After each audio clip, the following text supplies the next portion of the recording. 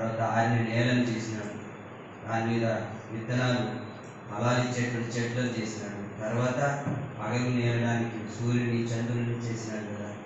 తర్వాత ఇంకా జలచరాలు పక్షులు అవి ఇవి చేసి చివరికి మనుషులను చేసిన తర్వాత 6 దినాలు అయిపోయిన తర్వాత ఆయన 7వ దినాన్ని ఆయన ఏమన్నాడంటే చూడండి, ఆదికాండం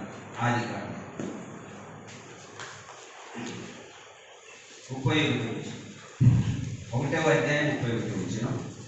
దేవుడు తాను చేసిన యావత్తును చూసినప్పుడు అది చాలా మంచిదిగా కనబడేది. అప్పటి వరకు చేసినటువంటి సృష్టి అంతా కూడా దేవుడు చూసినప్పుడు చాలా బాగుంది అనుకున్నాడు. అనుకుని ఆ దినము ఉదయము అస్తమయము ఉదయం కలుగగా 6వ దినం ఆయన 6 దినాలు.